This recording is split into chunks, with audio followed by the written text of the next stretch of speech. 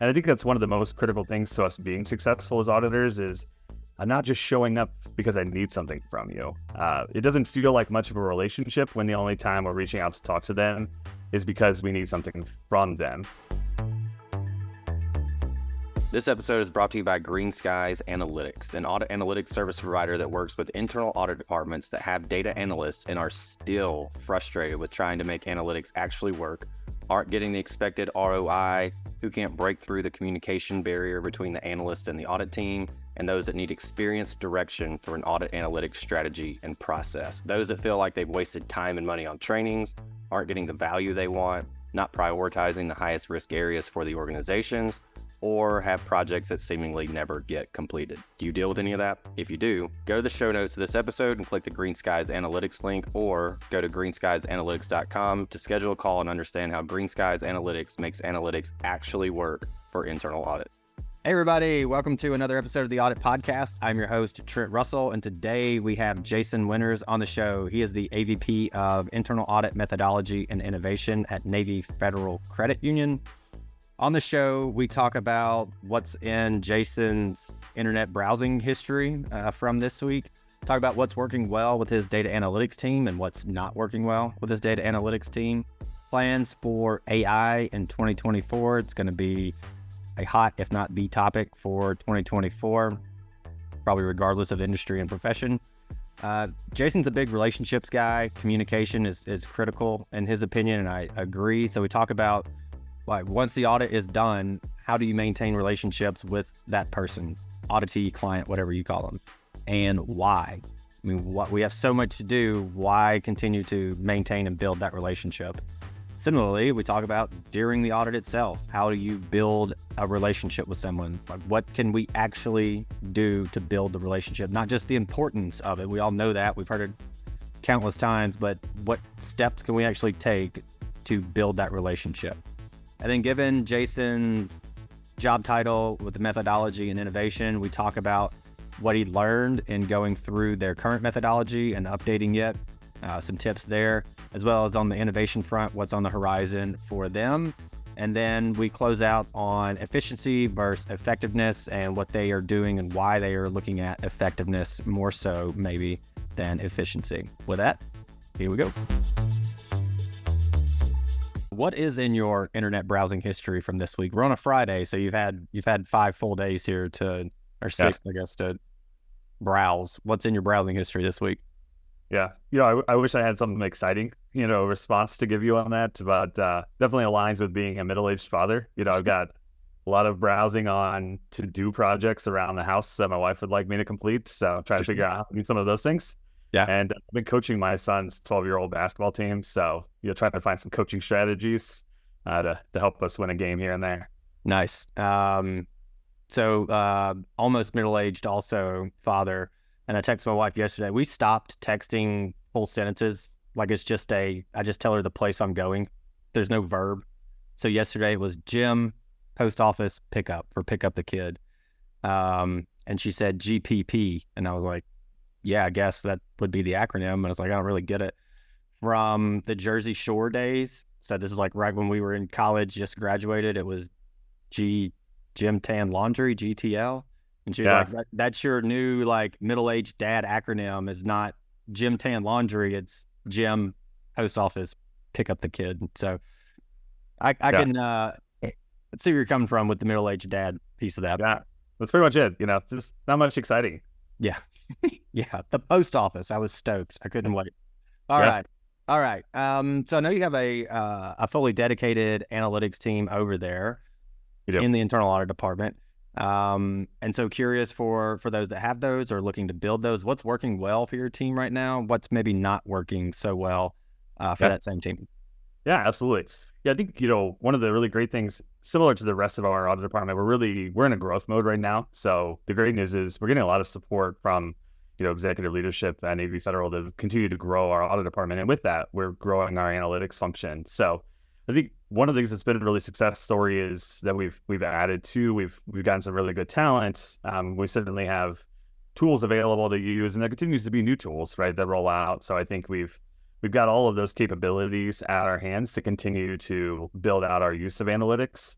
I think as you look at it over the past year, one of the things that was probably most beneficial in the analytics space was how do we get that analytics team plugged into the audit team more, and making sure that we're doing that really early in the process. I think, as we started to use analytics over the prior years, there was a desire to use them, but it's how do you get them involved at the right point in the audit? If we don't engage with analytics until field work, it's probably a little bit too late. By the time they track down the data, they analyze it, you're just sitting around waiting to complete the audit because the analytics is still trying to do their work. So we really had a concerted effort last year to rethink how we did that. So we revised our planning process overall for our audits, and we added a pre-planning phase just to really start preparing for the audit. And we incorporated within that the audit team connects with the data analytics team. I think one of the challenges for that is the audit team doesn't necessarily know what their scope's going to be. They may not know exactly what they want to do, but we're just saying, have that conversation, start to open the dialogue, make sure the analytics team is plugged in. They can start to then do some work to figure out what are those source systems, what data might be available, and we just start to get the ball rolling. So I think that's been helpful of how do we get that earlier in the process? And I think we want to continue to think about how we get it even earlier. Because I think today we're getting to a place where we're getting our analytics done during fieldwork phase to help the auditors then complete the audit. But I think the ideal state is how do we get a lot of those analytics done by the time planning's completed? And then you can use some of the results of that to even inform where do you test more. Maybe there's something that based upon the analytics, we don't even need to test because we feel like based upon what we've done, there's not a lot of risk in that space. So that's been really, really good, I think, as we continue to mature our function from a data analytics standpoint. But I think that we're just continuing to grow in that space, keep adding talent, keep finding the right people to join the team, and then keep building more and more what that integration looks like with the audit teams. For those that are watching the full video on YouTube, you saw me smile and point when Jason said pre-planning, because it's always been like there's planning in an audit, planning, controls, testing, or field work, and then reporting. And with data, you have to add a pre-planning. It's the meeting to plan for the meeting kind of thing almost, for those that are familiar with that. But so that's why I pointed at you and kind of smiled like, yeah, you have to have that pre-planning piece in there. So it was good to hear you say that. Within especially I feel like when you have an analytics team like that and a team that's dedicated to analytics, and AI is going to come into that world. Also, AI is obviously, 2023 was almost the year for it, and 2024 even more so as more people start to use it and go, oh, I had no idea it could do this. That is incredible. What's the AI plan in 2024 for you guys? And you can talk about it from two perspectives. One, maybe what you might be looking at your organization and how they're using it, and also how you in internal audit might also be using it. You can kind of go whatever direction you want to there.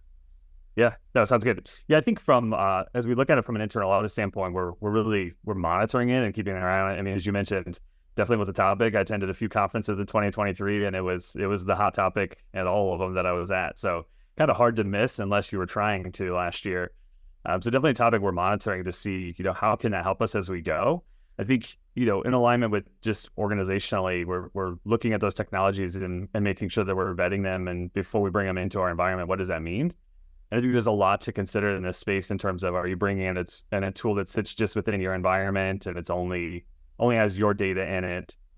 Certainly that's a much safer way than, using a publicly available tool where you can just go plop data in. That's not something that we're using as an organization or within our department in terms of those publicly available tools where we're sharing our information. We want to be really careful about any type of organizational data that we might be putting into those types of tools. So I think right now we're still in kind of that due diligence phase to say, what might we bring into the organization from different tools and capabilities? But I think we definitely see the value in how we can use them within internal audit. If you look at what we've been working on, I talked about a little bit of the changes to our planning process. We've really been focusing a lot strategically on how do we enhance the foundational items, enhance our methodology to set us up for success as we move forward with some of the things that we want to achieve within our department. And I think, so with that in mind, we're really focusing on how do we enhance those foundations to set ourselves up for what the future looks like. And I think these are the types of things that are included in that future. I think easily you can see the value for how it can help with things like risk assessments and initial research and an audit, right? I've I've used ChatGPT just personally a little bit to play around with it and just see what types of things like, hey, help me plan a trip. We're gonna go to Gatlinburg this summer. What types of things might you recommend? And there's some good information, right? It's kind of like a search engine that provides even more depth of information. So I think that there's some value in using a tool in that aspect of how do we learn more about the areas of the business that we might be performing audits in. I think there's a lot of opportunity for it to help us in being more consistent in the way that we're drafting issues and writing audit reports. Certainly, you mentioned analytics, right? There's a lot of capabilities where AI can come in and help perform certain analytics or look at code that we might be developing to evaluate the quality of it. And I think on the back end, you've been thinking about how could AI help us in performing our own internal QA reviews. So, one of the things that we're really working on too right now is enhancing what our QAIP program looks like. And so, how do we explore how AI could help us get more coverage of our own audit work to make sure that we've got the right level of quality in the work that we're doing. Yeah, that's a unique one. I haven't heard that yet. That's interesting. We'll have to dig into that a little bit later. For your Gatlinburg trip, depending on which way it tells you to come through, if you come through Birmingham, I would recommend stopping off here. We could hang out for a minute. If it sends you through Atlanta, maybe not. But I don't know if that was a recommendation that chat gave you. It was like, yeah, stop in Birmingham and hang out with Trent for a minute. So it didn't recommend that, but it did have me going through Birmingham. But, back to the middle-aged dads, showing up with 3 kids. So I'm not sure that, we can go hit the post office together, but that's about it. Good point. And also the middle-aged dadness thing, you have to limit the amount of stops that you take on any kind of road trip. And so just keep going. Just keep going. Yeah. All right. I know we've been hitting on a lot of tech type topics. And initially when we talked to you, it was about like, let's talk more soft skills, communication, relationships, things of that nature, which are obviously critically important. But one of those being is how you maintain relationships once an audit is over. I think we're all pretty decent at building those during the audit, but it's after it ends where you probably go, what's the point? I'm not going to talk to this person again, unless it's a repeatable audit. I'm not going to talk to this person again. So what do you have a process? I know you're a methodology guy. Do you have a methodology for doing that and some like actual steps to maintain that relationship? Because they're only going to build over time.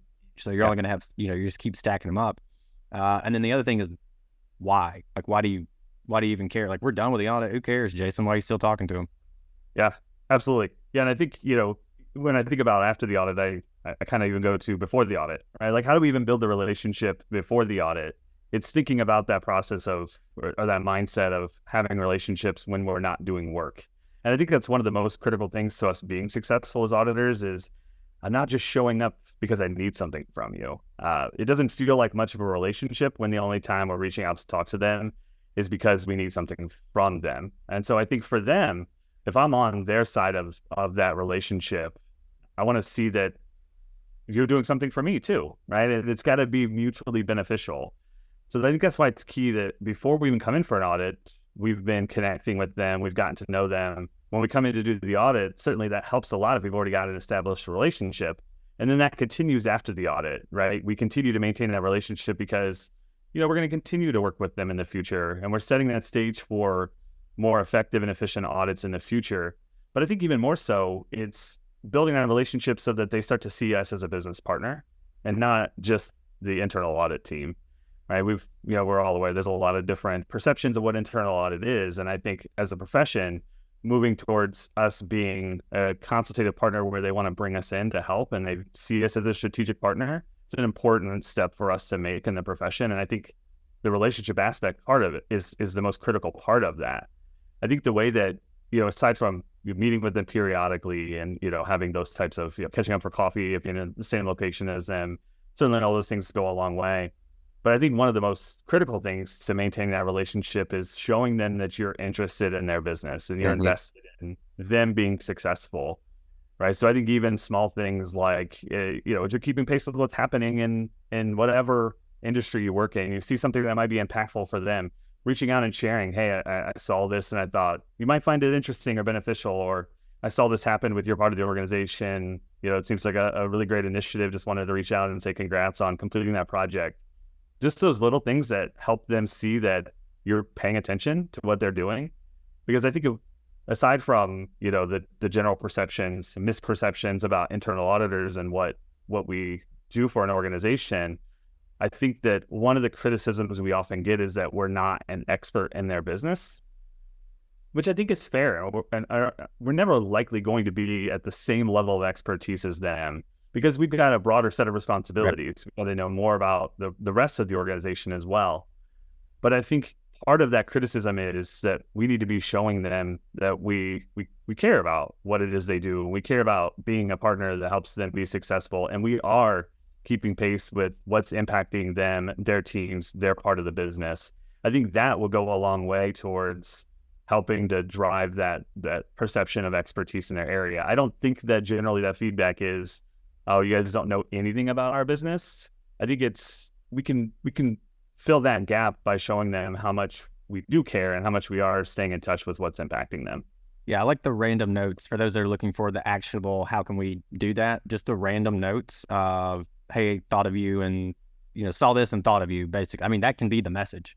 But it's similar to if you get a random phone call from a friend that you haven't heard from a while, or just a text from them also, and you go, well, if it's a phone call, you're probably like, we're not talking on the phone, like just text me. You know what I mean? Like, nobody talks on the phone anymore.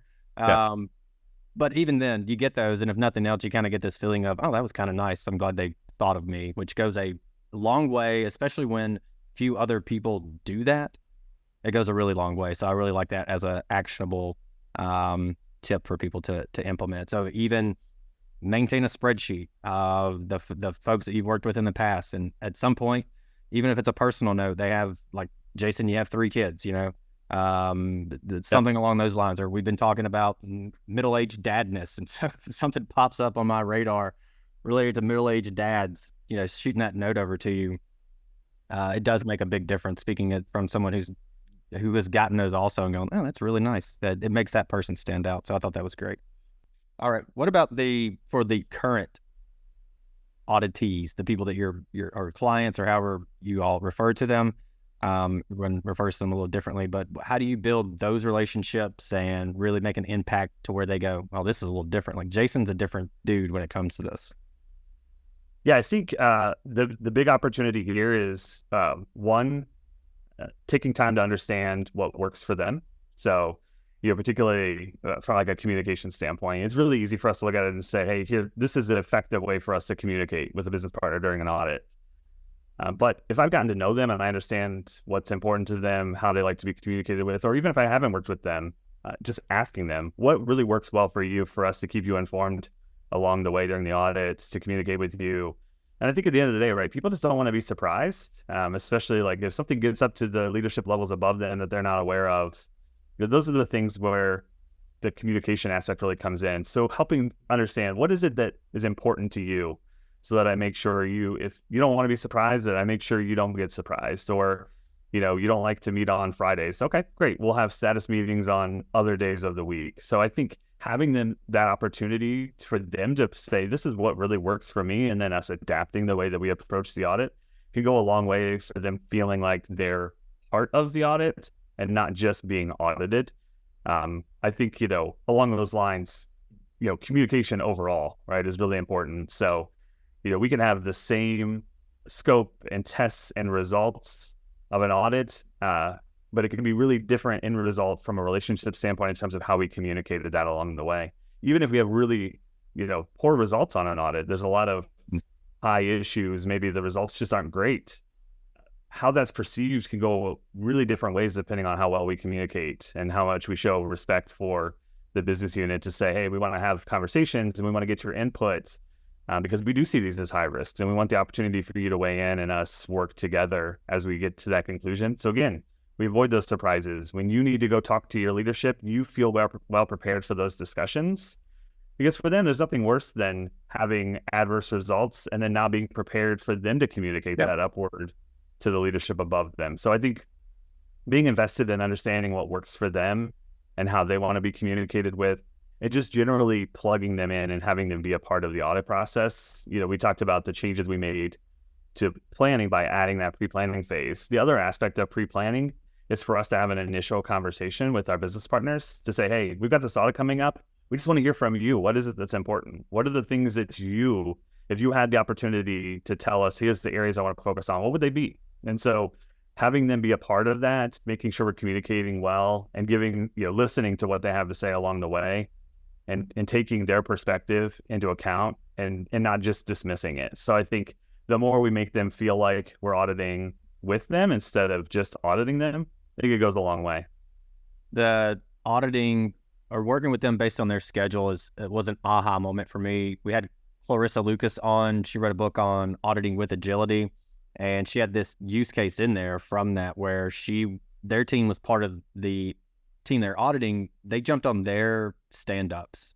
They were part of their meetings, and they could just get in there and go, hey, since we have the entire team here, let's knock this out real quick. 1, 2, 3. All right, we're going to get out of here. We'll see you tomorrow or whenever, as opposed to looking at their calendar, scheduling or emailing and going back and forth. And that was a big one for me to go, yeah, why don't I just jump on your team calls?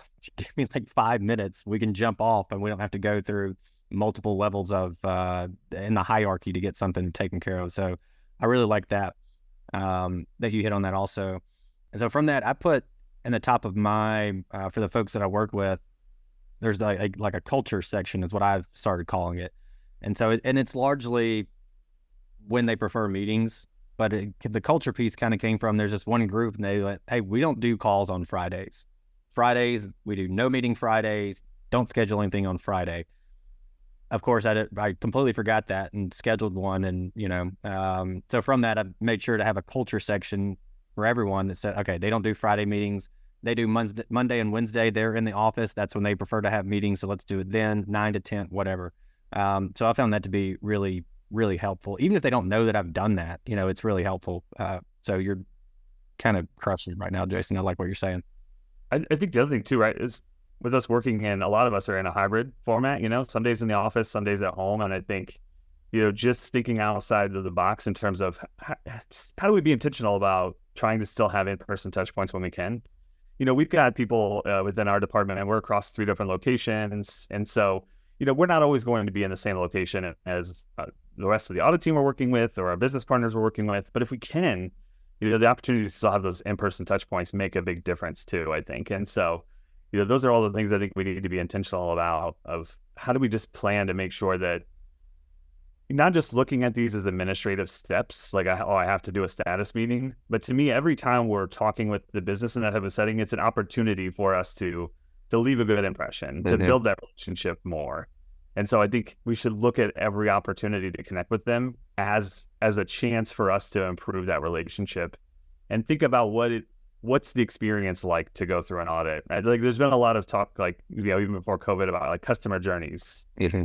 You start to think about that in audit to say, like, what's the journey like for our business partners of going through an audit? Because we certainly have pain points, but there's probably things that aren't overly enjoyable for them either. And so how do we think about just making some changes over time to have it be beneficial on both sides, so that the process works well for both groups? Yeah, I like that. There's a lot of good stuff in there also. One of the things that drew me to you, to have you on, was your job title, and that it was in audit, but it spoke to methodology and innovation also. And so I know you've made some updates to your methodology. What was some of the more interesting kind of takeaways from going through that process that you might have implemented? Yeah, I think, so this is my first type of role. It's really a professional practices type of role. My entire career to this date has been on performing audits. So it's a new role for me to step in, but it was really interesting for me because it gave me a different opportunity, a different perspective on things, a little bit still in the audit space, but a little bit different than what I've been doing. What I really enjoy about it is the strategic aspect of it. It's an opportunity to think about the changes we make. We have to be really intentional about, right? Because it's not about the short-term change necessarily. It's how do we make sure we're making changes that align to long-term what we're trying to achieve from a strategy standpoint. So I think it's, really everything that we look at when we make a change, it's not making a change too quickly, right? It's being thoughtful to say, we make this change, does that get us closer to what we're trying to do from a strategic standpoint? And then what could go differently than we expected? How might this not get us closer to that? So I think it's that devil's advocate portion of it to say, yeah, we think this is going to work, but why might it not work? And thinking through that process. So I really like that piece of it and being strategic. I've got a great team that I work with, and so we have a culture where we get to bounce things off of each other, and it's not just one person's opinion. So I think that goes a long way when you're working in that space. It's not, oh, we were told we have to do it this way. There's an opportunity for us to really think about it strategically and then come back and say, here's what we think is our best path forward. I think the biggest learning for me just in this type of role is to be really thoughtful about how we do change management. So, certainly we've had changes that there's required change management efforts with our business partners. And I think we're generally always more thoughtful about that. And in the audit department, hey, here's a business unit facing change, and we need to make sure that we're out there communicating that. And we've certainly done that along the way to make sure we have the right communications and touch points and feedback mechanisms. But I think internally too, how do we make sure that our team is aware of upcoming changes? How do we make sure that we're effective in communicating them, giving them the training that they need so that they feel prepared for the change? And, we've had learnings along the way. Not every single change goes perfectly, but I think what we do well is we're really focused on that. It's something that we talk about with every change. How big of an impact is this for the team? How do we make sure that we're communicating it effectively? We're giving them a heads up on changes that are coming because, everybody goes through that time period where there's a little bit of change fatigue, right? Organizations, the pace of change for all organizations is crazy. And so audit departments are no different. We've got a lot of change that's happening to our profession. And so we recognize that. We definitely empathize with that change fatigue that can happen. So how do we approach it in a way that we don't stop making changes because of that, but we're really thoughtful about the way that we do make those changes? Yeah, and there's some teams, likely not in audit, but for organizations, they have a change management team, an entire team in the organization dedicated to that. And so it's not easy. It's not as easy as, hey, we're doing this different. All right, peace, everybody. So how do you make that actually stick? I mean, of course, verbal communication, written communication is important, but then for those changes, how do you make it stick to where people follow it? Is it embedded in your audit management system, for example, or is it, because I've seen methodologies and processes all over the place for organizations, and it's like, well, I don't go check those every day, and I didn't even know that existed, but that was in there. So how do you make sure, or further make sure, that when a change is made, that people use it? Yeah, it's a great question. I mean, you're exactly right. We can have all of the different resources out there for people to go reference, but everybody's busy day to day, right? They're just trying to keep their audits on track, get their work done, and trying to filter through a lot of documents. Sometimes it's a bit of a burden, right? But I think that this is a space where we're really trying to focus in 2024 on how do we evaluate these changes. I mentioned some of the enhancements we're making from a QA/IP standpoint, and really having a more dedicated team that's a part of my organization that will be focused on performing QA reviews. But we want that team, one of their focus is to be, okay, so we've made a change. We've had enough time for that change to settle in. Let's go and do a review and see how well we're following that. We're not here to call people out individually on that. Hey, this person didn't follow this new process, but let's look and see how well are we adhering to that new process, and is there an opportunity now for a refresher from a training standpoint? So I think, last year we had a lot on communications and doing training, but I think this year we got to continue to say, how do we make sure it's sticking? How do we make sure that we're seeing those changes go through and we're realizing what we were hoping would be the benefits and the impact of those changes? Got it. Okay. The other interesting piece of your job title is innovations. What's on the horizon for innovation for you all this year? Yeah, I mentioned we've had so much focus since I've joined so far, just in enhancing the foundations of our methodology. And we've gotten a lot of that work. We've gone through a lot of that work, which is great. We've still got some things that we want to continue to enhance and improve. And I think we're getting to that stage now where we get to evaluate how do we think about things a little bit differently than we have in the past. A big part of that was we implemented a new tool, audit tool, late last year. And I think that gives us a lot of capabilities we haven't had before. We're on that learning curve still with that. We got to get everybody up to speed, because you train on the tool, but then it's all those nuances of the tool. Like, I don't know how to do these little things, or I didn't realize the tool did that. So we're all on that learning journey together with really maximizing how we use the tool. But I think it offers a lot of capabilities for us to, from easy things like how do we automate some tasks that are just manual. But I think, those are some of the easy ones that over time the tools give you the capability to do that. There's a lot of tools that are out there just period outside of our audit tool that allow and help with automation. So certainly those types of things are out there to say most departments have some type of manual processes that exist. And so how do we target and evaluate and prioritize some of those that we'd like to build automation to help with? I think the other aspect of innovation that's less technology based is just thinking differently about how we approach methodology. How do we take a more principles based view on how we do things and say, instead of, really saying it has to be done this way, we say more, stay within these guardrails. We're going to say, like, okay, don't step outside of this guardrail, or if you need to, let's have a conversation to make sure that we're all on the same page with doing that, but giving more latitude to make some decisions, to think critically of what's best in this particular audit that I'm working in.